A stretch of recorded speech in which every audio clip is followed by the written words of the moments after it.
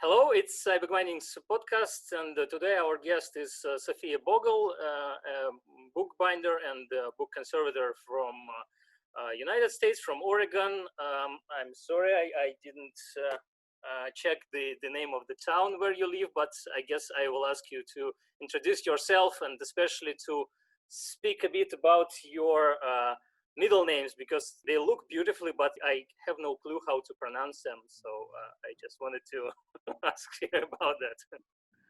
Sure. I'm in Ashland, Oregon, which is on the very bottom of Oregon, right near California.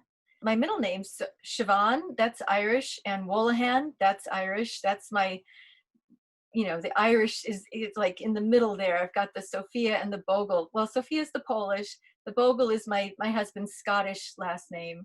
And there you have it. And just, I don't call myself a conservator. I do have my diploma in book conservation, but my focus is restoration. So I would say I'm a book restorer or a restorationist. And that's just my focus. I think conservators, I've seen your other podcasts. You see where conservators work has a certain look to it. You've got the different, leaf casting machines and the, suction tables and fume hoods and all the chemicals. And I've really just focused on just physical restoration of books. And when it comes to the paper things, I'll send people to a conservator. Okay, yeah, thanks for this correction, and that's a really important correction. And the third person joining us today is Pavel Voronin, my co-host. He's speaking to us from Moscow. And it's already dark in Moscow. There is light here in the Netherlands, and it's morning in the United States. And I had this nice sequence of podcasts where we started with Todd Davies, who talked that he does book repairs, but he doesn't work with book restoration because of different reasons he enlisted. And then we talked with Eliane, who is a book restorer, and then of course our next guest was the book conservator. So yeah, we talked about the difference between these different professions and different scopes. So that's a pretty important correction. I actually talk about that a lot in my book. I have a diagram to explain to people the differences. It's I base it all on a pyramid. I think bookbinders are yeah. And I guess we will talk about this book a bit because I loved it. But so if you think about bookbinders is on the bottom of a pyramid. It's like all of the skills that they have are at the bottom. Bookbinders, they have to know certain things. And then if you want to be a book conservator, you have to know about all of those bookbinding things, but then you add a certain kind of skill set. And then with the restoration, you add a different kind of a skill set, but they overlap a little bit. So it's like in the bricks of a pyramid. And then, so it's like one wall is conservator, one wall is restoration, and then bookbinding's at the bottom, and it all just kind of goes together. Hopefully from the bottom of this pyramid, all the people are, following the same basic guidelines. Right. But that's not always true, but let's hope that will happen someday. Yeah. Well, the more really good information is out there, and people are promoting good information, that like with your site is fantastic for that. I'm always telling people to go over there. And in fact, I've had some questions lately, and they couldn't find the answer on your website. So you have to get on this. I don't know, find somebody who will put up a video. Two people, in fact, asked me, how do you re-sew a book? And they wanted a video. Yeah. And I was like, I don't know. I haven't made one of those yet. So, but anyway, it's a good question. Yeah, that's a good question, and I guess that should be a pretty popular question, because that's something that happens quite a lot with older books. So yeah, it's definitely worth making a video, or at least writing about it. And but I had some problems with posting on my website recently, because in the past months I just had so much job with my web shop, and I just, this is the first week when I have as much orders as I can fulfill in proper time. So Are people ordering your 3D printed tools? Is that what you're talking about? Because those are yeah, really cool. yeah, mostly 3D printed tools. I had some wooden tools in my shop. I started my shop with the wooden tools, with presses and sewing frames 5 years ago or something. Yeah. And this May I had to remove all the wooden tools from the shop because I just don't have time to make them. And there were so many problems with delivery of materials, and Oh no. usually like you order wood and they bring it next day. And during the lockdown, it was deliveries were postponed by 3 to 4 weeks. Oh my So God. Yeah. it became completely unreliable, and I decided to switch off all the equipment that's harder to make. So yeah, now it's only 3D printed tools. Add new tools all the time. So Yeah. I get it. I've had to order larger quantities of things just to make sure that I'll have enough later.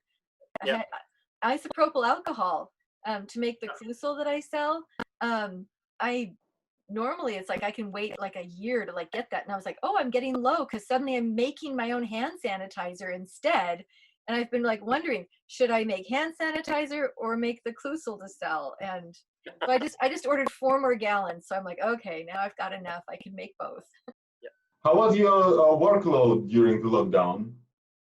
You know, I've gotten busier. People, it seems, have been like going, oh, I've got books on my shelves. Maybe I should repair them. And yeah, my orders, I looked at my, you know, analytics from this year to last year, and it was like up, I don't know, 500%, some crazy amount. I was like, what is going on? Plus people asking me to restore books, which I'm actually slowing down on. I'm turning people to other people to have their books restored because I've just started graduate school and I'm too busy. So I've got a couple things in. What, like for, you know, my usual clients, I'll take a few things in, but I'm so slow right now. It's crazy. Oh well. Could you perhaps talk about your clientele a bit? Who are your clients? Well, I got my first client when I was working for David Weinstein down in North Hollywood, California.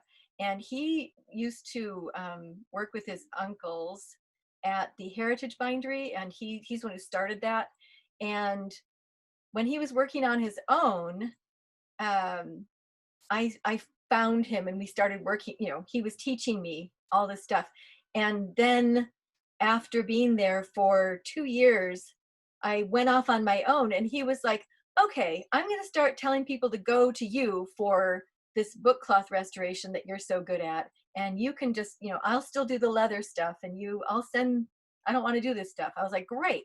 So I got, you know, B&L Rutenberg Books, who are well known in the United States, as a client right then, and Jeff Weber and some others who were, you know, big time book dealers, like, you know, who have really nice books. And so that's how it started. And then, you know, it's word of mouth after that, to a certain extent.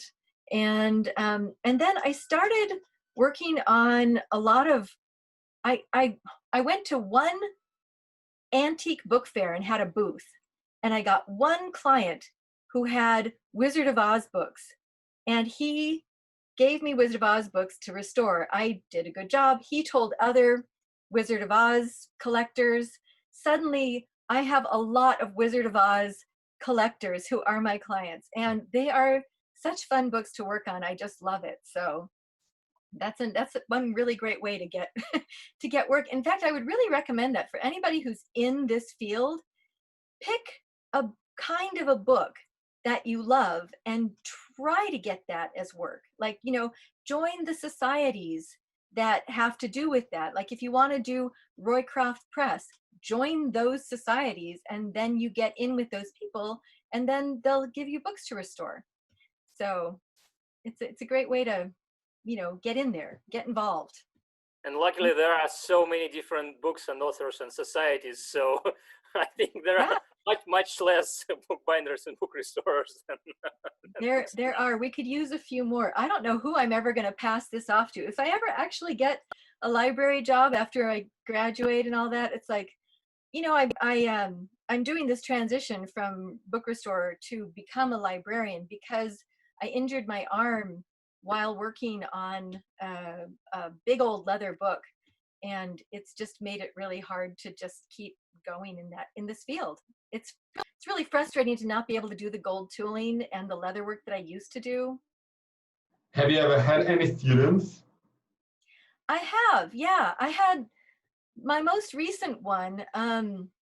It was kind of fun. He would come in and he would work across the table from me, and I would just give him the easier stuff to do.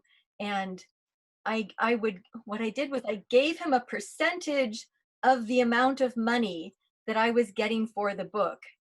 And so he knew he was going to get a percentage. And so how fast he worked it's like the faster he worked, the more money he made per hour. He was really motivated, that guy. He started going really fast to the point where at some point, I think he was making $50 an hour. And I was like, you are doing a great job. So then he left. So that was sad, but he moved up to Seattle.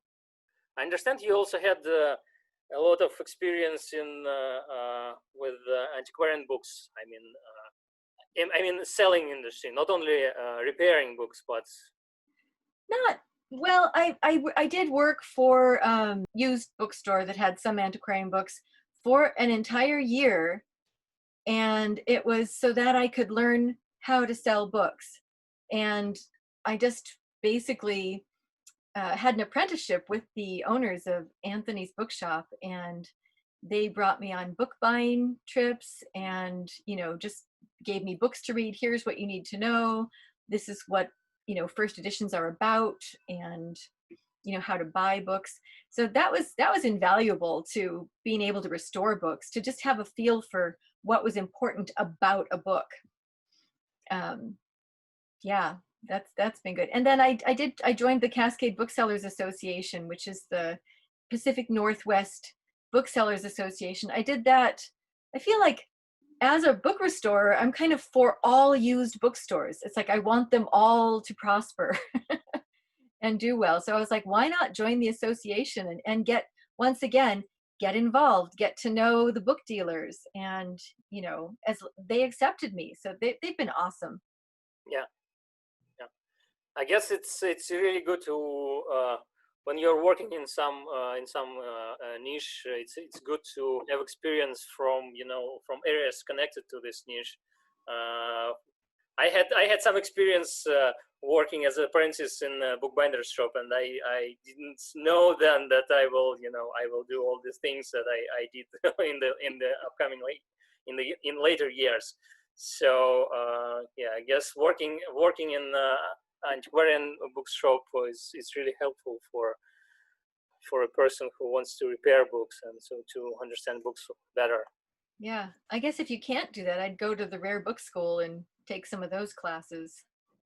Yeah, if you have a chance and finances to cover that, because usually it's pretty expensive to study it. Yeah, it's true. The whole book collecting world is pretty elite in a lot of ways. I would love to see more low-end collectors in the spirit of keeping physical books from going into the dump. Yeah. It's like people need to be aware of that is happening. Many books are just being thrown away now. And hopefully more and more actual collections of books that don't maybe have a lot of value now, but maybe in 100 years they will. You just got to save them. Could you name some areas of collecting which are deserving of their collectors but don't have them yet? Well, it's interesting you would ask that. At MIT, they have a collection of tarot cards, and I was like, it could be anything. This is what I'm pointing out. It's like it could be any kind of book. I know one person who's collecting interesting how-to books. So it has to have the word how to in the title, and it can't be like the normal, how to, I don't even know, I'm trying to think of like, what would a normal one be? How to water ski. It has to be more unusual than that. So she's collecting all these really unusually titled things. I'm like how to sharpen a pencil, how to, I don't know. Anyway, things like Lace that. their shoes.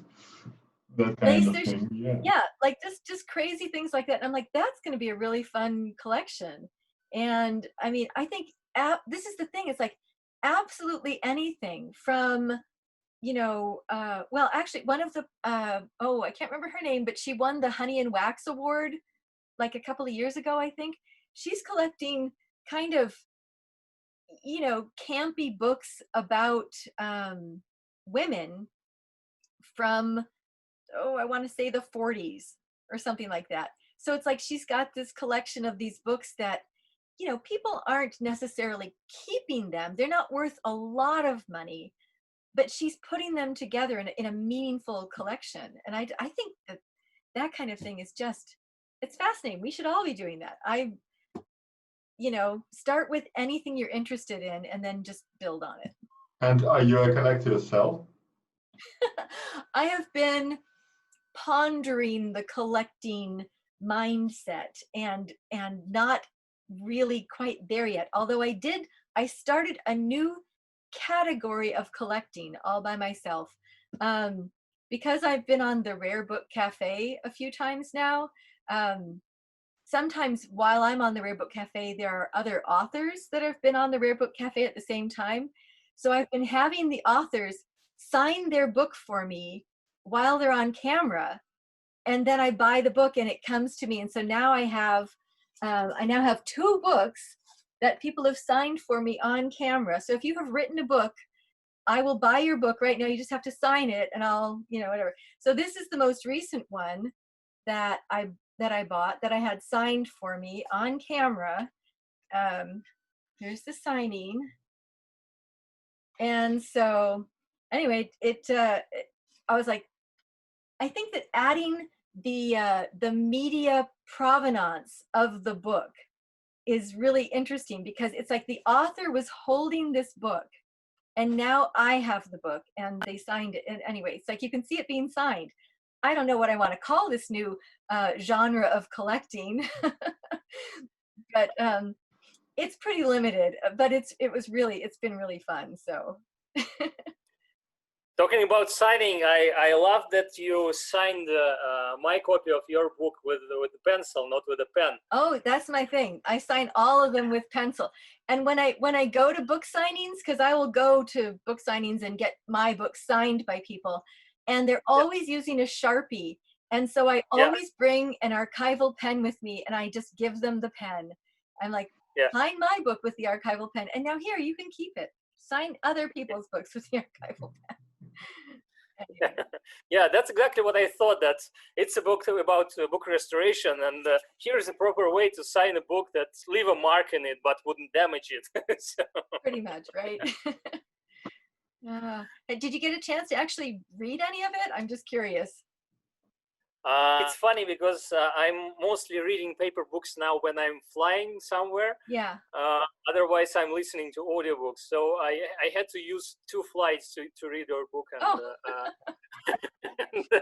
and I read it through, and I loved it, and I had a lot of notes about all the different things, and I promised you to send them like months ago, but then all these things happened and all that, work. Well, someday you can send me notes. But I loved it, and I loved the,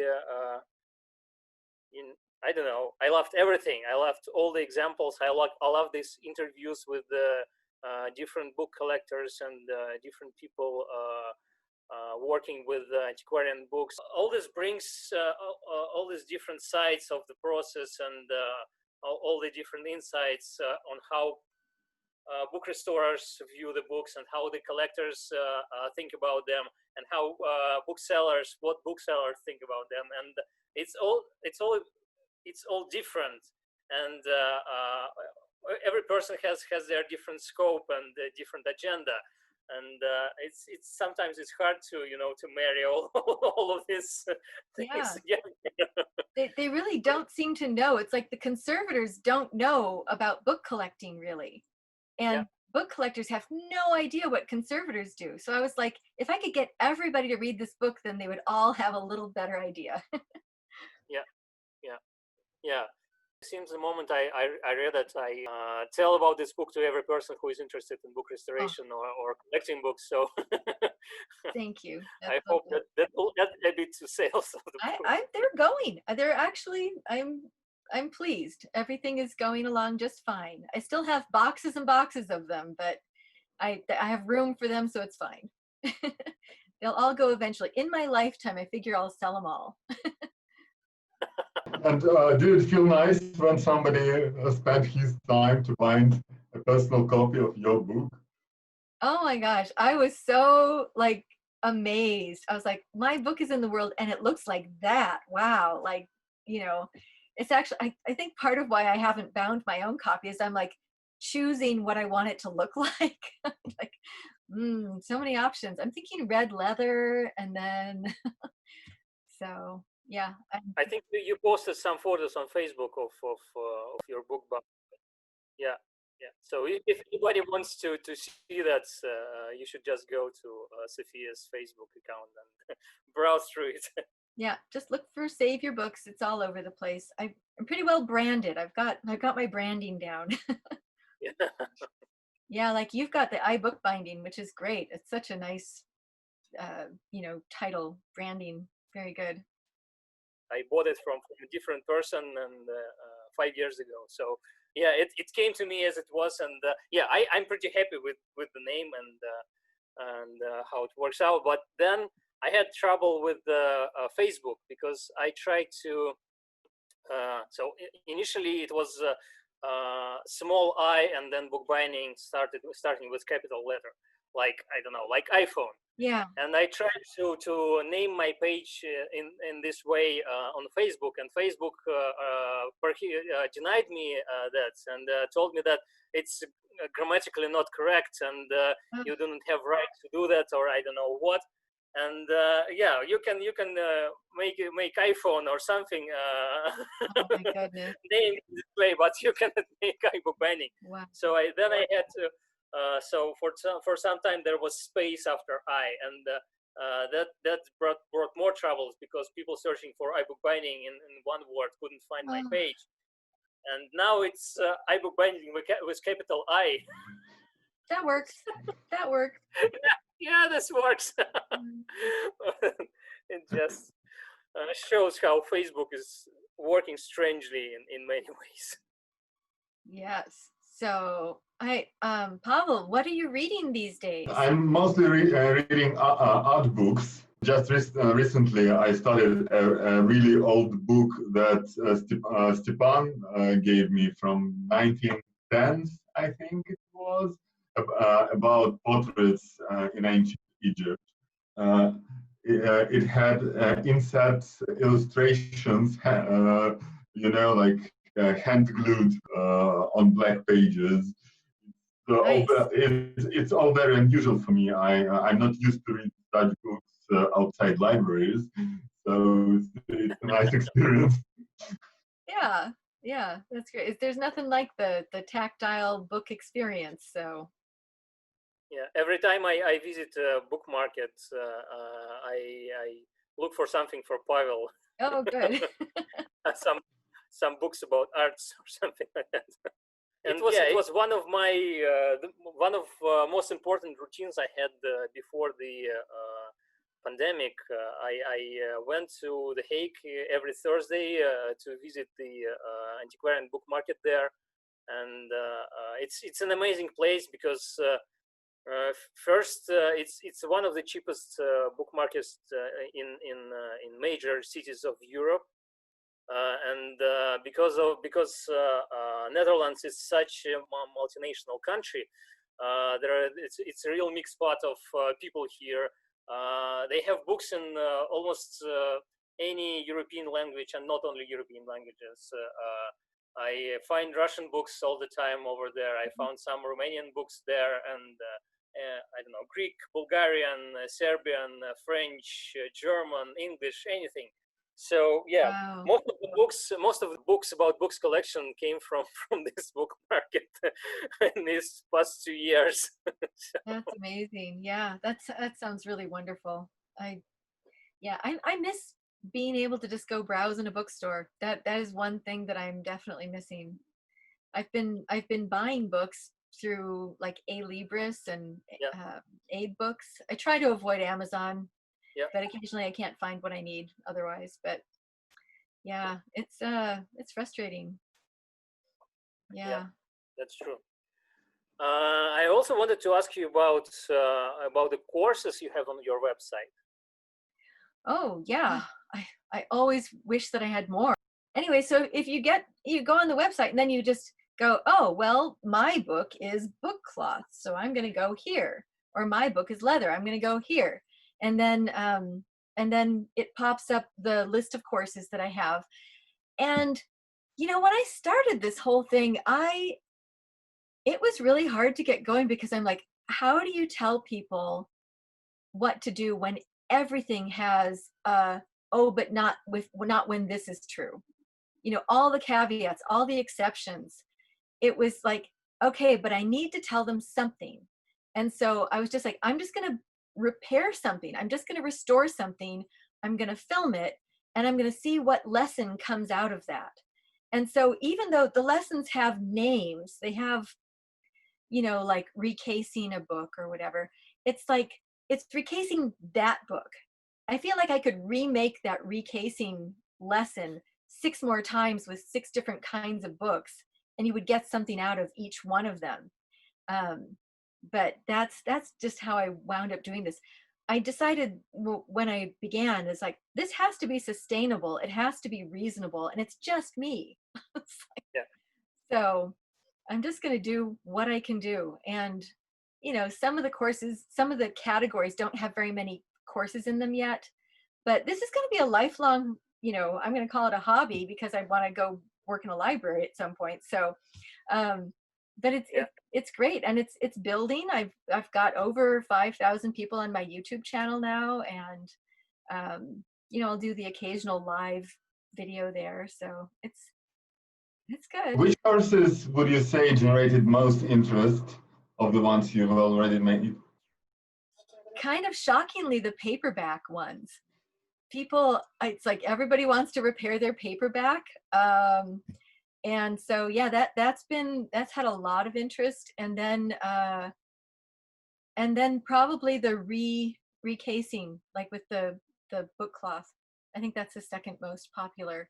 And then how to put leather dressing on a leather book, that kind of a thing. I think those 3 things are those are at the top. So yeah, good question. I was shocked by the paperback interest, but paperbacks are falling apart, and that's most of what new books are now anyway. yeah, Yeah, even my book. Oh, so in the in the very back of my book, there's I say, so when this book falls apart, here's the link to the course you need to fix the book. Just thinking ahead. Probably nobody's even read that part. It's at the very end. But I'm quite surprised with how many books in. I'm not sure about Europe, but definitely in UK, in the United States, how many books are produced as paperbacks these days? Because in Russia, it feels that more books are produced as hardbound books, and we still have this tradition. There are paperbacks, of course, but I see a lot of hardbound books made as well. So are they sewn, or are they the perfect binding? Yeah, they're sewn. And one of my first bookbinding projects was recasing, rebinding a full set of Harry Potter books. And when I started to work with them, and it was a British edition, and I saw that they were perfect bound books put in hard covers. So yeah, it's cheap produce. Yeah. but made to look like a good book. So I was pretty surprised and upset with that. And but yeah, you work with what you have. Yep. That's what made me do the print to sew version, because I was like, I can't stand sending out just the paperback. I've got to have the ability to sew it, because yeah. I once I wanted to do a new designer binding on my favorite book in the whole world, which is called The River Why, by David James Duncan. It's just a really friendly, book about fishing and families and anyway, I wanted to rebind it, and I went to take it apart, and yeah, no sewing. And I was like, oh, what's the point? Like, I could, but it's never going to open well. And I was like, oh, I feel like I should write to that guy and say, hey, do a reprint. It's time for an anniversary edition or something. I don't know. And this time sew it. Yeah, you talked earlier about your first attempts to make these courses about book repairs, and I remember that I had a similar problems when I was first asked to make a course about book repairs for a library in Moscow, and I had bookbinding courses for some time already at that moment. And at that moment, I understood that it's so much easier to make a bookbinding course, because you take some paper, you take some cardboard, and you make a book. Or Yeah. and then there is an issue of showing something not on real library books, because we don't want to destroy real library books, and we want to have some margin of error or something. So I had to invent some popular errors and troubles that happen with books. Like I had to soak some books and tear some pages or something like that. So I used some pulp fiction books, nobody cares about, and damaged them a lot and brought them to the class, and we worked. Gosh. That's great. I have not. I don't think I have a really great video yet on actually repairing a water damaged book. I have like well, basically in the course it says, if you can replace this book, just go buy a new one. So that's the first thing I say. And then I'm like, well, if you can't, then I guess, but yeah. Yeah, that's one of the advices I gave. I tell people that so much. Somebody asked me to be the admin on this site on Facebook called Vintage, Rare, and Antique Books. And I was like, sure, I'll be an admin. And then they dropped out, they disappeared. And then I was the only admin. I was like, anyway, so it's basically people, buying and selling and talking about rare books. And I finally got a new admin to join me, Steve, who's with the Rare Book Cafe. But we've got almost 10,000 people on the site now, which is crazy. I was like, how did this get so big? But what I've noticed, and this is the reason I wanted to be an admin on this site, is that people will post a picture of a book that's damaged, and then they'll say, what should I do about this? And then everybody piles in, and they're just like, oh, you should, like, how do you clean a book cloth cover? They're like, rub it with white breadcrumbs. I'm like, don't do that, please. Well, ask a book restorer or book conservator. This board is coming off. How do I reattach it? And they're like, oh, just get some leather weld, gooey stuff and stick it in the. I'm like, no, don't do that. So I'm like, I'm watching for that, and I'm trying to go, here's a course on how to do this instead. Here's this other thing. And so just recently I put it out to the Book Arts listserv through the Syracuse University with Peter Verheyen. And I was like, okay, can somebody come and join me on this thing and help me to tell people not to do the terrible things that they all think that they should do? And I'm getting a good response. People are actually going, oh, yes, we must stop these people. I'm like, thank goodness. So, I invite anybody who wants to help, people who are trying to do good things for their books. It's like, help me straighten them out. Help me give them good advice. Perhaps you should write a book just for that audience. Oh my God. The book I wrote, I feel like is for that audience, maybe because they care about rare books. Anyone who cares about books in general could read my book. I mean, Stepan will tell you it's pretty approachable. It's not a an academic boring book. It's really like anecdotes and stories and interviews and I tried to keep it really really approachable, so anybody who loves their books would want to read it. So. Definitely, it reads really, really well, and yeah. Could you tell a bit about the process of writing this book? Was it lots and lots of online interviews, or did you personally meet people and interview them? That's a good question. Yeah, I did some in-person interviews, and I recorded everything and then did transcripts and then made it more approachable from that. But some of it was just phone calls. I mean, and I just was cold calling. Like I cold called the head of the auction house in San Francisco, P and G, whatever. I can't remember the name of it right now. Anyway, but I just emailed them like, I'd love to do an interview with you for this book. And they said yes. I was like, okay, great. And then I was just like, tell me, how does book restoration fit in with your auction house? Like what happens? And that was a good interview. And anyway, this took me about 5 years to write the book. It took a long time, and it evolved over time because it started out, literally, I just wanted to tell people how to see what I had done to their book, like where to look on the book. You'd think it's obvious, like I've restored the book.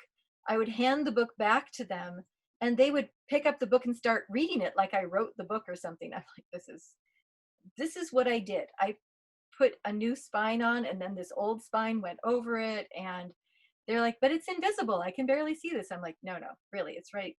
Anyway, so people have bought books not knowing that they were restored because they didn't know where to look on the book for the little telltale signs. So that's how it started, and then it just expanded to a lot more, all about what all the book restoration and versus repair versus bookbinding versus conservation, what are those things, and explaining them in a way that anybody could understand. Yeah, it's quite interesting because one of the things that we discussed with Eliana Gomez several weeks ago is that there is a bit of a difference in approach to repairs, conservation, and any intrusions with the books, and it's a bit different with ephemera. For example, with comic books, or with, I don't know, collectible cards or something like that. Because with ephemera, they mostly don't want any interventions at all. So if the object is a bit damaged, or I don't know, it's paper started to yellow or something, in most cases they prefer to keep it this way and preserve it this way. And they consider a book to be damaged if it is, or not a book, but I don't know, comic book, to be damaged if it was repaired in any way. Yeah, and like I just taught a course on dust jacket repair, because there's some things you should do. Like if pieces are falling off, it's like use some tissue and tack that back together so that it's not going to get worse. Could you talk a bit about the ethical aspect of this? Because I know there is a big difference between doing your job very well and trying to hide the fact that you did any job.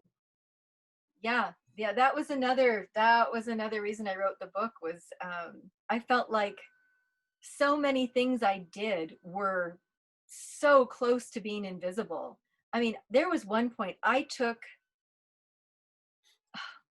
an entire end sheet out of a first edition book and moved it to a different first edition book. The same edition is what I'm trying to say. So, but I did it in such a way that it was completely invisible that I did this, but it had a signature on it. So what I was moving from a damaged book to a non-damaged book in this way. And I was just like, So when you sell this book someday, you need to say that that happened, but I can't make them. And I was kind of like, you know what? I'm fine with this. This book, the book was trashed other than the signature page. And so me moving it, I was just like, but some people would say, you can't do that. You should not have done that. And I'm like, but the guy, it's his book. He paid me for it, you know? Anyway, so in my book, I actually talk about like, how would you spot that? How would you be able to tell if somebody had done that? And I'm like, you have to look for the shadow of the lines underneath the paste down to see if they match. But, you know, it's just crazy little details like that. Yeah, the ethics has been interesting. I've been asked to do things that I would not do. Somebody asked me to change the publisher name on the spine of a book to make, and I was like, no, not even, that's just wrong.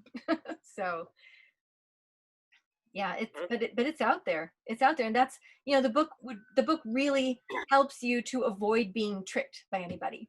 That's a huge problem, and the other problem is that there are still bookbinders who will do this job, and these books return to market, and yeah, oh yeah, it's true. There was at one point I was like, okay, am I making it easier for the people who are going to try and cheat people to now know what they're looking for?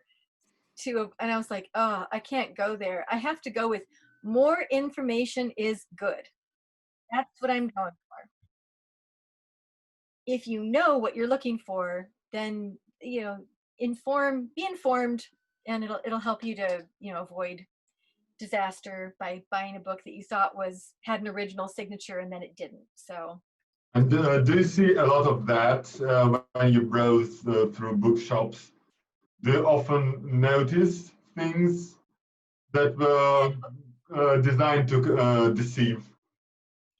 Not so much. I haven't noticed so much of that, although the auction thing, that the interview I did, I was kind of like shocked at how much of that kind of went through with the auction house that they had to deal with. No, mostly in bookstores I find really poor repairs. Which I tend to take pictures of and put up on Instagram and go, well, you know, it's heartbreaking for me to see a book that is good except this one thing that was done to it. So it's hard. I just want to fix it. My hands start itching. I go, I can just take the tape off and anyway. It's something I always want to do as well. When I see some poorly repaired book at the book market, I always ask bookseller if I can make some photos of it, and then I post it on Instagram, because sometimes they are just spectacular. Sometimes they are really damaged, but in some cases you can see that some person loved this book and they wanted to, you know, to make best, and in their efforts they damaged it. And it's just it just reminds me of that recent botched art restoration case in Spain. They destroyed another painting or something like that just a few days ago once again. So it's just, and just make a question, why would people do that, and to books? And then you see that it happens in all you know spheres. So yeah. Yeah, the webinar, I just created a webinar that was up for my first virtual book fair that I did, the Rose City Virtual Book Fair. And in the webinar, I'm showing really quick repairs, how to do the outside hinge and the inside hinge in a really quick way. And but the book I'm using had already been repaired. So I'm showing how to undo those repairs. And I'd never seen this before. Somebody had actually sewn the top of the spine onto the end band. They just, to keep the spine on the book. So they just like whip stitched the top. I was like, oh my gosh, it's creative. I mean, and it did save the spine. The spine was still there. So anyway. Yeah, I saw a similar approach several months ago, and I posted it on iBookBinding's Instagram. Somebody stitched a book spine of a Bible to book covers, like just over stitching it through the spine and through the cover. Yeah. Well, but it looks interesting. like a real Frankenstein book. Yeah. You know what I love reading? I've read several biographies of people from the 1800s and, wind up reading that they did book restoration, repair themselves, and, hearing how they talked about that. It's pretty fun. I kind of have a collection of books about books, but like novels about books and cozy mysteries about books. Anyway, so that's that has been expanding. I've got more and more of those. I just read a book that I was kind of surprised that there was any bookbinding in, called The 10,000 Doors of January, which is like a young adult book, and but they talk about book repair in there. I'm like, what? It's all over the place. Yeah, I saw several months ago that in some of the deleted scenes from John Wick movie, or part 2 of John Wick movie with the Keanu Reeves, he had to repair some books, and they posted some photos of these cutscenes or something like that, and he's really working on some book repairs there, or some book binding. I don't remember for sure. Yeah. But yeah, it was a pleasant surprise to see Keanu Reeves book binding. That's such a kick. Yeah. Yeah, that's how we make it more popular. So I don't think it's ever going to die out, because it's still a way to, books still exist, and they're just going to become more precious, don't you think? As fewer and fewer physical copies are made, the ones that are made. Do you think it will go below a certain point? I don't think so. I think books will always be made. Why would you stop printing books completely? Sure, you don't need as many as are printed now, but yeah, you always need. I'm terrible. So I'm I started graduate school. I'm actually taking a class in ethics right now, and I have to print up everything. Because I want to read and take notes, and they're like, oh, just do it online. I'm like, oh, I can't. I have to have it right here, so I can go sit on the couch and just, anyway. But fortunately, I have a good printer, and it just, I can just crank them out. But yeah, I don't know. I think, the books are, they've taken another turn for the bad quality again. I just wonder if they'll ever get back. What I would love to see is if we got back to how it was in like the 1800s, where the printer would print up books in sheets, and then you buy the book and you take it to your bookbinder and have it bound for you. I wish it would go back to that. Maybe it will go back to that, because definitely digital books and audio books will take some large share of book market. But on the other hand, we saw that book sales, paper book sales, started rising once again 2 years ago. So some people were already ready to to bury the paper book markets, and they were speaking about this revolution of electronic books, and then paper book sales started rising again. So I agree that there will be some place for paper books. I'm not sure they will be ever so popular as they were in the 20th century, but yeah, I guess we'll see. I'm not so sure. I teach kids, and almost none of them, if they read books at all, they read books, physical books. Almost none of them have ebooks. They don't read from their smartphones. If they read a book, they go to a library and take a book. So I have hope for the young generation. There's hope. Yay. I should say that Pavel teaches in a very good Moscow school for intellectual, smart. Yeah, the school is called Intellectual, so it's for like it's one of the top 10 schools in Moscow. And how old are the kids? I teach from 5th grade up to 11th grade, so all ages, 11 to 18. And they read a lot. They don't just read school books. Yeah. they read literature starting from 18th century and all the way to modern. How did your love with old books, how did this infatuation start? One of my earliest photographs of me is me holding a book, and I just always loved. I think it was my escape partly, but yeah. Yeah, you just think about like, I just always knew that I was going to do something with books. And I got into college and I was like, I don't know, maybe I'll work in the publishing industry. Maybe I'll design book covers. I didn't know. And then I got a student job at the University of Minnesota where I was getting my degree. And the student job was at the print shop, at the bindery, where the library books came in. And they actually did terrible things to these library books.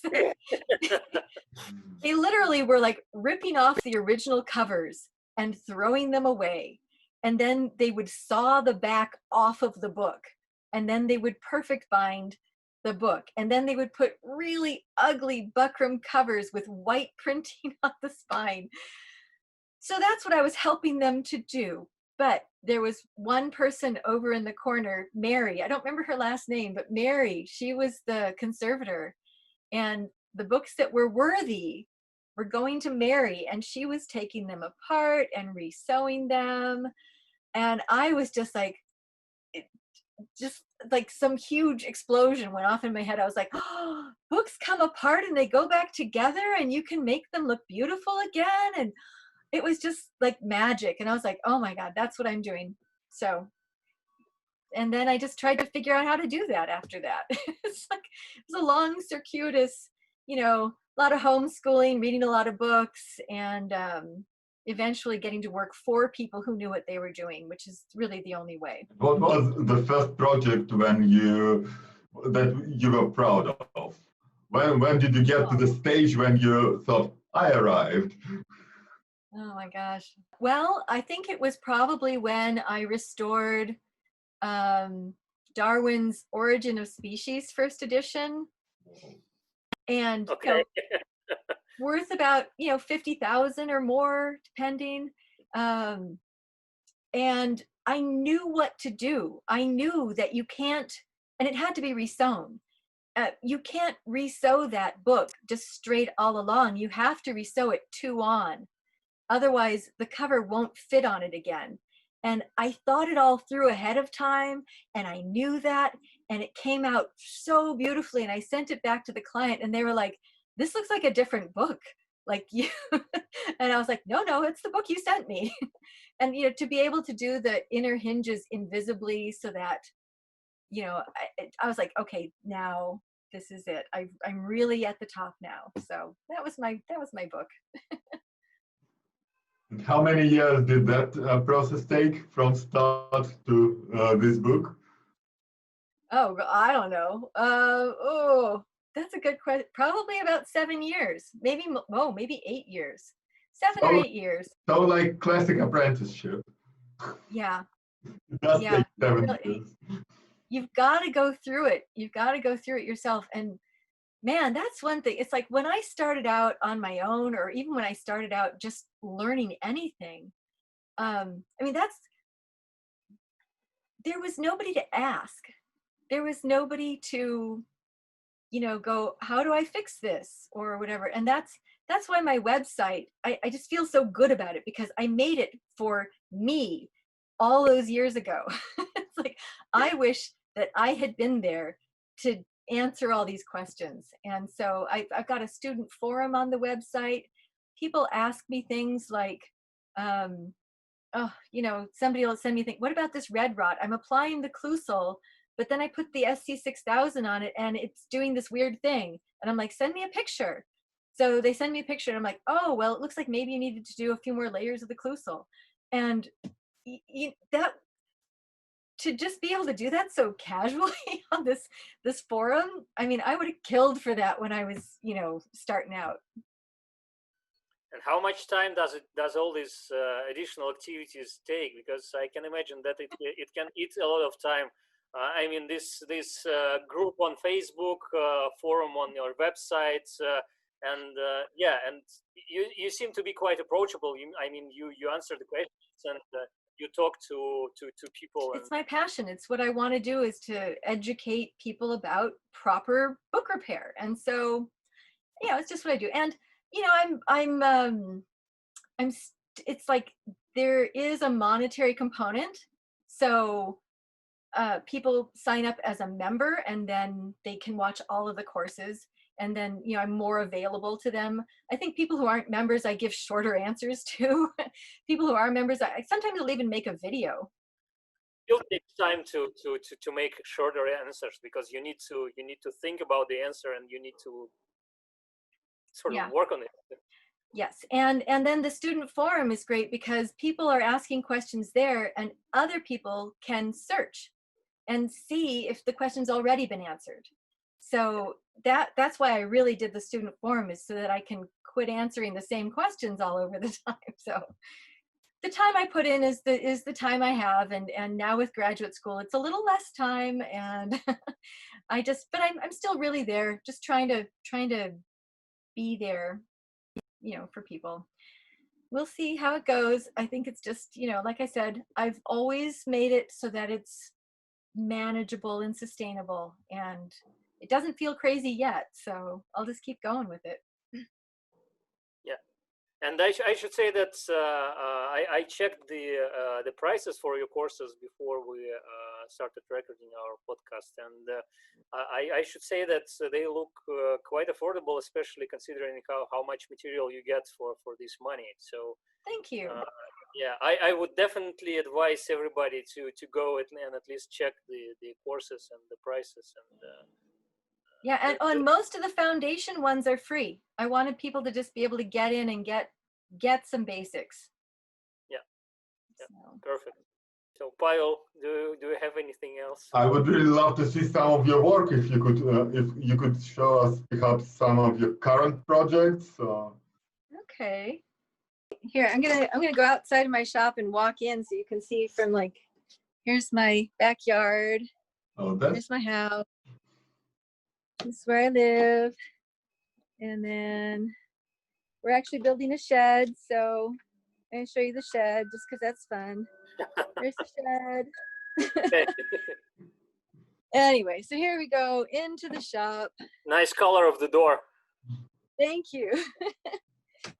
And so just to my left here, I have my safe. Yeah.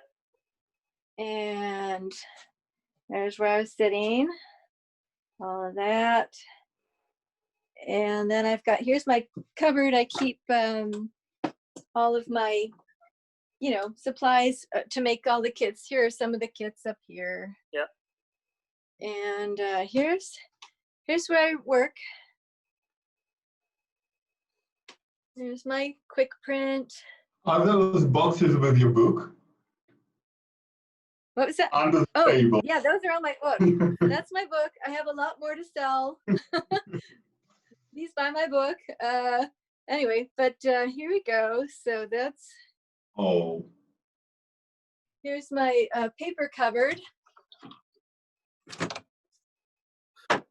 Okay, that's a nice cupboard for paper. Yeah, it's just it's an old it's an armoire, and I just had my father-in-law, who's very handy. He just put in all these shelves for me, so love that. And let's see, well, here I've got another door so I can be outside too. And here's my setup where I do my videos. Set up my camera here. And then, you know, facing over here, here's my desk. You'll see this in a lot of my videos. Yeah. And yeah, I just keep it really simple. I should say that's not a very large workshop. No, it's just me and my little, I mean. And you have a lot of stuff in this. I wouldn't say small place, because, for example, Eliana Gomez, she has a much smaller workshop. But oh yeah. yeah, but still it looks very functional and a lot of tools. And I love the red press. Yeah, yeah. When I actually think that this job backer, if I could only have one tool, this would be it. One big tool. I mean, you'd think it would be the board shear. Yeah. But you can cut boards, but you can't hold really heavy books up without a job backer. That's true. So Are any of them antique? they're all over 100 years old for sure. Yeah. No, I bought all of the bigger pieces from this place in LA that shortly thereafter went out of business. But now I think everybody gets all their tools from bookbinding tools. Paul Brubaker.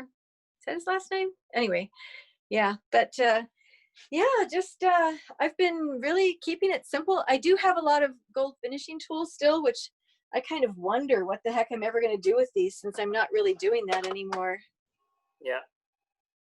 And like someday I'm going to have to decide I'm really not doing it and sell them. But that's a sad thought. it is a sad, well, I mean, believe me, when I first really realized that I couldn't keep doing this, I was sad for a long time.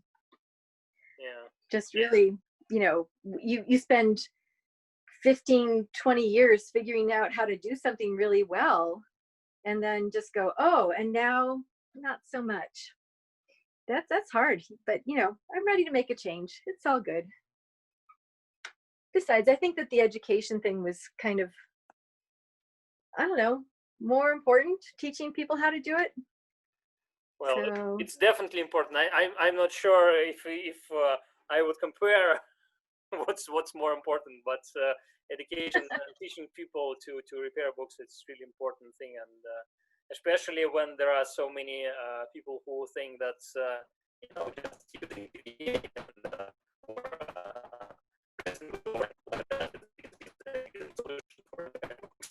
or using tape. Yeah, don't use tape.